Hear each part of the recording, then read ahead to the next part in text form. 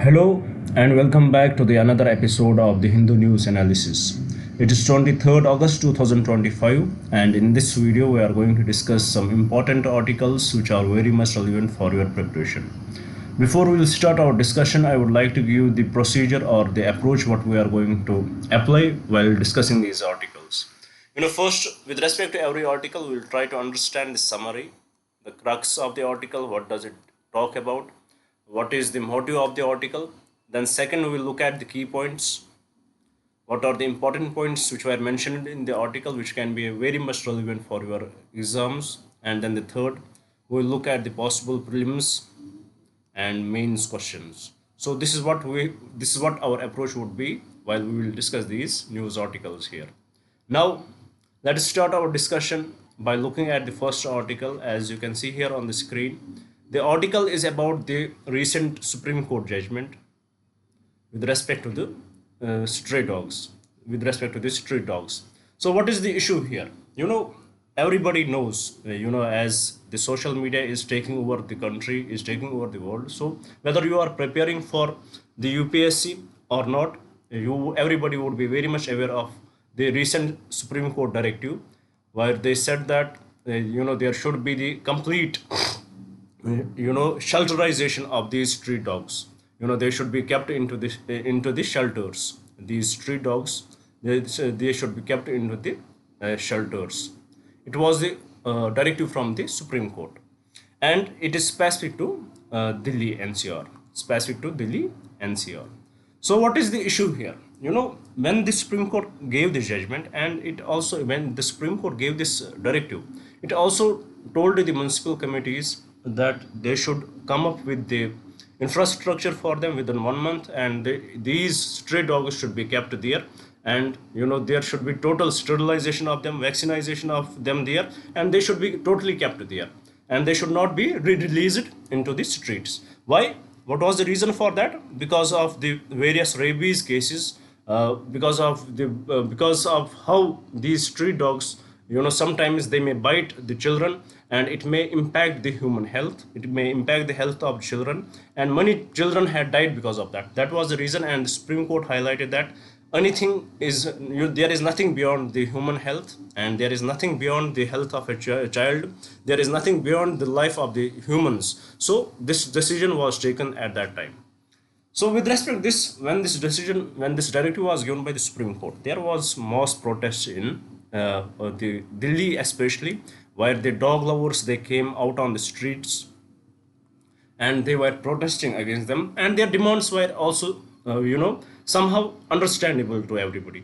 What were their demands? They said that it is okay if you want to sterilize them, if you want to vaccinate them, if you want to put them into shelter, that is fine, but give us the data where these shelters are. Even though we don't have the infrastructure right now, there are various other issues which the government is not ready to talk about, which there are various failures of the municipalities there. So these are the real issues. We don't have the shelters. Even if we will put them into the shelters, it will lead to the mass spread of diseases. It may lead to the rabies and various other zoonotic diseases, because it would be very much congested, because our shelters are not that big right now. And this model is wherever it has been applied, it has definitely failed. And it will not work here also. So with respect to that, the people, the dog lovers, they came on the streets, they protested against the Supreme Court judgment, and eventually yesterday, what Supreme Court stayed this order for some time. Supreme Court stayed it. Now with respect to this, the matter is still in the court, and here the author is about the whole process. What was the directive of the Supreme Court? Was it viable right now? Do we have the infrastructure to adjust these many dogs, these many stray dogs in that shelter houses? Or what it will lead to? What would be the impact of it once you will take the dogs from the streets? Though there, it will create the vacuum. It also talks about once you will take the dogs from the streets, it will definitely create the vacuum there. When this vacuum is there, what will it lead to? It will give invitation to these dogs from the other states to come in and occupy it, or it will lead to the other species like monkeys and rodents to take over this vacuum. So it is eventually going to impact the in worse way, it is going to impact the human health. And also it did talk about the shelter zones. We don't have enough shelter zones. If there are few, it would be very much congested there, and it is eventually going to impact these innocent dogs, and eventually it may lead to the spread of various zoonotic diseases. So this is what the article talks about with the heading, the court order that was barking up the wrong tree. In a way, it was the idea under this article is that it is better to give the directives to the municipalities to work on it rather than putting ban on these dogs to roam in the streets. So this is the crux of this article. I hope you had understood it. Very much clear, very much evident, and very much understandable to everyone, because as we are living in the social media era, everybody would be very much aware of the both sides of the argument. So not a big deal here. Now let's have a look at the key points which were given in the article. First, it highlighted the flawed judicial order. The Supreme Court's initial order, which was on the 11th August, ordered to round up and shelter street dogs in Delhi, is critiqued as a scientifically unsound and legally contradictory to previous judgment. We discussed that it is public health hazard. The author argues that the overcrowded shelters would become epicenters for zoonotic diseases like rabies and leptospirosis, posing a grave risk to both humans and animals. That's true. We discussed that. Then ecological vacuum, it will create the ecological vacuum. Mass removal of dogs would create a vacuum, allowing dogs from neighboring states to migrate into Delhi and leading to an explosion in rodent and monkey population, which we also discussed. Then it also talked about failed governance. The article labels the dog issue a diversion from Delhi's real governance failures, such as crumbling infrastructure and institutional apathy. Then prune solution ignored. The author advocates for the animal birth control program, a proven scientific and humane method of population control through sterilization and vaccination. So this is the prune solution, which is through the animal birth control program, and the judgment, it has ignored it totally. Why? Because they feel that we had applied this program but it is not successful. But unfortunately the reality is different. What is the reality? It is the municipal corporation of Delhi which failed in applying it successfully. Vaccination as a real solution, which has failed due to municipal corporation of Delhi's dereliction of duty. So this is what the article talks about. These are some key points which you need to know. And let's have a look at the question. What kind of question can be asked from the article? Here the question says, with reference to the management of street dogs population in India, consider the following statements. The World Health Organization advocates for mass incarceration and culling to control rabies. This is incorrect. Second, the animal birth control program is a proven method for population and rabies control. As per the article, it is true. Data from the Animal Welfare Board of India has shown the successful implementation of the ABC program by most municipal corporations. That is also incorrect. From the data says that it has not been successfully implemented. So with respect to this question, the correct statement is only statement 2, and the correct code would be option B. So with this, I hope you had understood the article. You had understood what were the key points discussed, how it can lead to the zoonotic diseases, those diseases which can transfer from animals to humans, and how the animal birth control board can be the solution to it. So you had got the basic idea about it, and also what kind of question you had got the idea what kind of question, if asked in the exam, would be asked. So with this, let's move to the another article. But before we'll move to the another article, I would like to take a moment here and introduce this initiative to you guys, so that if you are new to our channel, you will get more connected with us. Basically from 2nd June 2026, we started in 2025, sorry, we started an initiative here by the name Target IAS 2026. Under this initiative, we had promised you that every day we will upload 2 videos. One in the morning session, while we will discuss the current affairs, which is this video. Second, in the evening session, while we will discuss the static syllabus. So here in the evening session, we started with Indian polity, which we completed, governance we completed, and now we are discussing the Indian history. We started with ancient history. Already 6 lectures are done here. So maybe today, if I will not be that much busy, I may upload today's lecture too. And also with respect to this, I had promised you with respect to the static syllabus that by the month of January, we will complete your full syllabus. And also one more thing I would like to mention here, that as these notes, as these lectures are enough are good for you, with these lectures you need to read from somewhere. And if you have books, that is fine. If you don't have books, or if you want to read from my notes, that's also fine. We had also prepared notes for you, especially with respect to Indian polity and governance. The notes are available, and if you want to get access to it, what you have to do mail us on what, on this mail ID, salvation UPSC 136@gmail.com. So this is the mail ID. If you want to get access of this book, please do mail us, and we will send it to you guys. You will be told to pay just 200 rupees. So that is the only revenue which we can generate from this hard work which we are doing here. So if you want to get access to it, please do. I would recommend it because these notes are very differently written. It is kind of an encyclopedia for you. Every topic would be there, whether it would be related to prelims or mains. And the good thing about it is, about this book, is that every topic is followed by a possible prelims as well as mains question. So I would recommend you to buy it. Rest, it is your discretion. So this is about the initiative. If you want to be the part of it, please do subscribe the channel, do share it with your friends so that they may also get benefited from this initiative. And please do write in the comments what else should we bring for you guys. Now without any delay, let's move to the another topic, and let's have a look at it. What does it talk about? Well, here the issue is very sensitive for India, for us, very sensitive. What is the issue? Right now the Pakistan's foreign minister and their trade minister is going to visit the Bangladesh, and it is the first time since the decades such higher ministries from the Pakistan are visiting Bangladesh. So with respect to the relation between India, Pakistan and Bangladesh, it has been always complex. As India here, Pakistan here, and Bangladesh here. This has been always complex. It has been always complex. We know the history after independence. We little bit you would had read, even though we did not started the post-independence history, but you would have read about it, that the Bangladesh was once called the East Pakistan. It was the part of the Pakistan.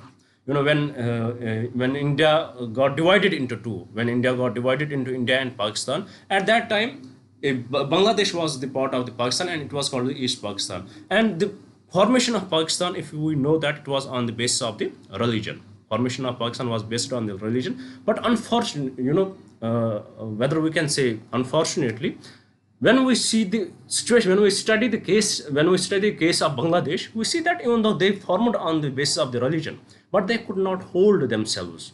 Why? Because there were huge atrocities towards the Bengali Muslims by the Punjabi Muslims from the Pakistani side.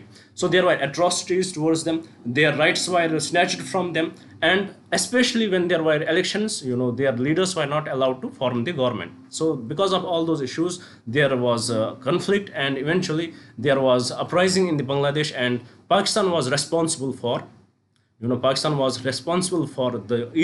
West Pakistan. It was responsible for doing mass genocide in Bangladesh, and it is estimated that over 1 million people died in Bangladesh. So after that, the Bangladesh, by the help of Indian government, they got the independence. They were saved from this genocide by India, and eventually the Bangladesh formed. Now the relationship between Bangladesh and India was very smooth. It was very smooth up to some time. Then as the governments would change, there were the Pakistani faction governments there. They would favor Pakistan, but if we look at the major picture of it, most of the times the relationship between Bangladesh and India was very smooth, until the Sheikh Hasina's removal, or her departure from the country. When there was coup in the country last year, she was removed from her office and she fled to India. As Sheikh Hasina and her family, her father Mujibur Rahman, he is the founder of the Bangladesh basically. because of his relationship with India, how India helped him in founding, in creating the Bangladesh. Their relationship with India was always great. And once the Sheikh Hasina was in the government, she followed India in every aspect, whether it is related to curbing terrorism, whatever the reason would have been, she favored India in every aspect. So, leaving, we are not going to get deep into that relationship, but most of the times she was very good with Pakistan, India as compared to Pakistan. Then came the situation when she was removed from the office and Mr. Yunus's government came in. And Mr. Yunus, it was expected as the interim government formed there, as usual, it was expected that the Bangladesh would favor India. Their first visit would be towards India, but unfortunately, that was not the case. His approach is totally different. He first went to China, and now there are claims that they are going to form a trilateral between China, Pakistan, and Bangladesh, which is definitely something which India is not going to like. And with respect to this, as their relationship with Pakistan was always not that good, now we are seeing that they are trying to cool down their relationship with Pakistan. They are doing some defense exchanges. They are coming, as we see this alliance, they are being the part of this alliance, and also Bangladesh being the part of the BRI. Now they are getting very close. And now what is India doing?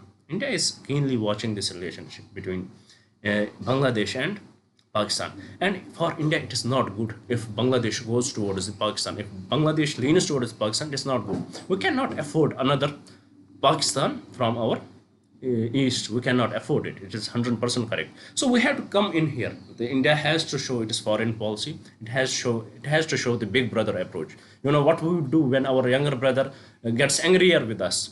For your understanding, we will give gifts to them. We may provide chocolates to them. So this approach, this elder brother approach, India should apply here. That we should give them the loans. We should favor them, and we should ignore the silly mistakes they do, because eventually India is the powerful country, and we should build that trust with Bangladesh again. This has been one of the major failures of our foreign policy, as said by many experts, that we did not engage with every faction of the country, whether it would be in Afghanistan. When Afghanistan was there, every country, when the USA was about to withdraw from the Afghanistan, every country, foreign leaders, they understood it and they started to engage with Taliban. But India, they stayed very quiet with respect to that.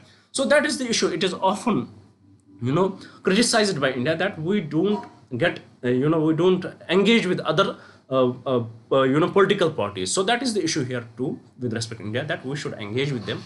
We should, communicate with them, and we should provide the grants and loans to them, so that the trust will develop, and eventually it would be very good for India. We cannot accept being Pakistan in our east too. So this is the crux of the story. This is the whole story here. Now with respect to this, also the India is seeing that, with respect to Pakistan and Bangladesh, even though their relationships, they are trying to improve it, but still the scar of 1971 conflict, it still remains there. Pakistan has not officially apologized for this yet. So this can be the one of the major, roadblock to their relationship. And let's see how India can use this in their own favor. So with respect to this, let's have a look at the key points which were mentioned in the article. Here, first, diplomatic reset. Bangladesh is hosting high-level Pakistani officials in an effort to normalize relations that have been cold since the 1971 war. This is the most senior Pakistani visit to Bangladesh in over a decade.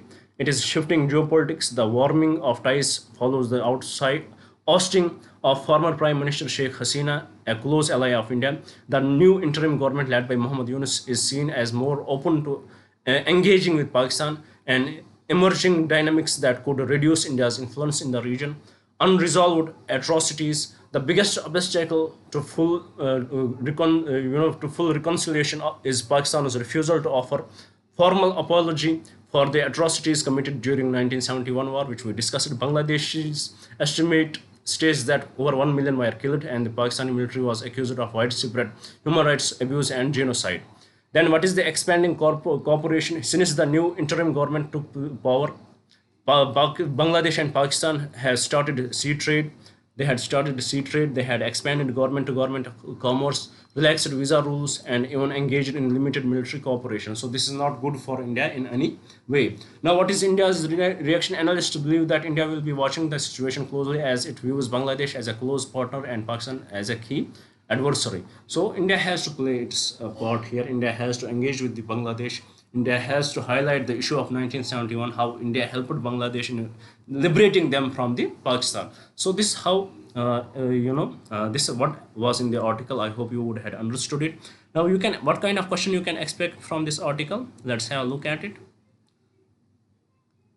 Here the question says, the normalization of relations between Bangladesh and Pakistan is a complex geopolitical development with deep historical roots and significant regional implications on India. So comment on it, in 150 to 250 words. If you want to write the answer to it, please do write it and mention the information which I gave through this article. Then send it to me if you want to send it, if you want to get checked on this mail ID, salvation UPSC 136 @gmail.com without spaces. So if you want to get checked, then mail me your answer on this mail ID. Or if you want to get the access to my PPT, then you have to mail me on the same ID. I would definitely send it to you guys. Now with this, let's move to the third article of today's discussion. Well, it is about the famine in Gaza, as the UN now officially had recognized that there is a famine in Gaza. We know the sad story in Gaza, even though it started with the attack on the Israel on 7th October. But what should have been the approach of the Israel? And what is their approach? It is totally two different things. What should have been their approach? First, their approach should have been to free the hostages and show precise attacks on Hamas so that they can deter it. But unfortunately, how the Israel has implemented their policy with respect to Gaza, it is very much vivid to everyone. There is mass genocide happening right now. Mass genocide. There is mass killing of civilians. There is mass killing of children, and it is not something which only the sympathizers of the Gaza say. It is what now the allies of the Israel, they are also accepting it. Even France, because of that, they are ready to recognize Palestine as a separate state. UK is ready to recognize Palestine as a separate state, and the world powers, world leaders are ready to recognize Israel as a separate state. Israel recognize Palestine as a separate state. India's approach, India has always recognized the two-state policy for India, and India is very much clear about that, how the situation is worsening in Gaza. So with respect to this, there are always claims that it is the Israel who is not letting the aid to come into the territory of Gaza, and because of that, it has led to the widespread famine in it. And eventually, the United Nations had declared it. It is all because of the Israel. And now again, the Israel is claiming that it is the propaganda of the Hamas, but unfortunately, it is not that. It is not true at all. And world is the witness to it. The world right now, we are living in front of 8 billion people. 8 billion people in the world right now. We are witnessing the genocide, and unfortunately we are not able to do anything with respect to that. So now United Nations, it has also declared that famine is in Gaza, and it has also said that it is the Israel who is using famine as a weapon against the people of Gaza.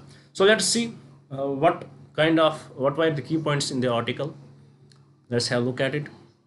First, famine declaration. The United Nations has officially declared a famine in Gaza governorate, which covers Gaza city.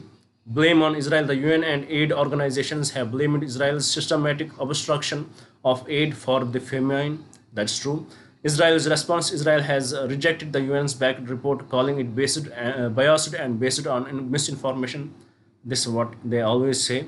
War crime allegations. The United Nations Human Rights Chief has stated that using starvation as a method of warfare is a war crime, which the Israel is indulged in, and projected expansion. The integrated food security phase classification. initiative projects that the famine will spread to other parts of the Gaza by the end of the September. So it is on the brisk of collapse right now. There would be further mass killings of the innocent children and innocent civilians. So it is the world, unfortunately, world is witnessing to it, and they are not able to do anything with respect to that. So let's see. We will hope for the best. Let's see how world will respond to it. Now let's move to the another slide and see what is given in here. Here again it is the Supreme Court's directive. It says that help the election commission bring back the deleted voters. What is the situation here? What is the story? It goes back to the special intensive revision in Bihar, where 65 lakh voters, they lost their enrollment. They were not enrolled on the electoral roll. So with respect to that, many things happened after that. There were allegations against the Election Commission of India from the opposition. There were allegations with respect to Election Commission of India. There were allegations whether the SIR exercise, it was much needed or not. The timing of it, was it arbitrary or it was something which was necessary. So there were various questions. And eventually the Supreme Court came in, and Supreme Court gave its verdict first. It asked the Election Commission of India to give us the reasons why you had why these 65 lakh people were were de-enrolled from the electoral rolls, where they were not, why they lost their names from the electoral rolls. So give the reason for that and publish it very very clearly, tell the people why it was so. Now the Supreme Court of India, as Election Commission of India has always highlighted it, it is the issue which the political parties are raising without any much knowledge. They are raising this issue for the publicity. There is no such thing, no voter theft. There is nothing like that. It is the issue of the political parties. Now the Supreme Court has came in again, and it has given the directive to the political parties that you will have your workers, booth level agents. They are much connected to the people, and these booth level agents, they should help these people who have lost their names from the electoral rolls to get enrolled by the help of the, they can use the Aadhaar for that too. They can use Aadhaar card or any document which was given by the Election Commission of India for the verification. They can use any of that document or the Aadhaar if they had missed their name from the electoral rolls. It is now the Election Commission of the Supreme Court of India, it has given this duty to the political parties to help the Election Commission of India to identify these people who had lost their names from the electoral rolls, and they will give the data, they will submit their Aadhaar cards, and by which they can get re-enrolled on the electoral rolls. So this is the final now new order of the Supreme Court. So with respect to this, let's have a look at the key points which were given in the article. Here, what are the key points? The Supreme Court's directive. The Supreme Court ordered political parties in Bihar to actively assist the Election Commission in re-enrolling voters excluded from the electoral list that we discussed. Role of booth level agents. The court specifically directed that the booth level agents should help excluded voters file their claims and objections. What is the contrasting stance? While the Election Commission accused political parties of merely creating a hue and cry, the parties represented by their lawyers questioned their very legality of the special intensive revision. Then what is the proof of identity? Voters can file claims and objections online using either their Aadhaar card or one of the 11 indicative documents listed by the Election Commission. What is the judicial intervention? The court has now made the political parties respondents in the case and will seek a status report on their efforts to assist the Election Commission. So this is how the Supreme Court is trying to balance everything here, and it is well appreciated move from the Supreme Court. Now let's have a look at what kind of question can be asked from this article. Here the question says, which of the following is an example of an initiative by the Election Commission to clean up electoral rolls and ensure their accuracy? Is it the introduction of electronic voting machine? No. Is it to create the model code of conduct? No. The special intensive revision? 100% correct. So with this, I hope you had understood the article, you had understood the question, and you had got the data what it was about. Now let's move to the last article of today's discussion. Let's see what it is about. Well, it is about the forest rights of tribals not settled for the Great Nicobar project. So it is basically about the Great Nicobar project, in which many transshipment ports and airports were to be developed in the 13,000 hectares of land. For that, it will definitely impact the tribals. For that, you will need permission of the tribals or the Gram Sabha under the Forest Rights Act. And there is another forest, with respect to the forest rights, there is another legislation which deals with it, which is the older legislation. So there is a conflict between the two. In the new Forest Rights Act, you need the permission from the council, and in the earlier you need the the administrative approach was enough. So there is a tussle between the two, and this is what the article is about. So let's have a look at the key points in the article. Here the article highlights the false claim. The Andaman and Nicobar administration is accused of issuing a certificate in 2022 that falsely claimed tribal rights under the Forest Rights Act 2006 was settled. So it is the false claim. There is no such thing. Then it is the mega project. The controversy is centered on the Great Nicobar Island project, a large-scale development plan that requires the diversity of nearly 13,075 hectares of forest land, which we discussed.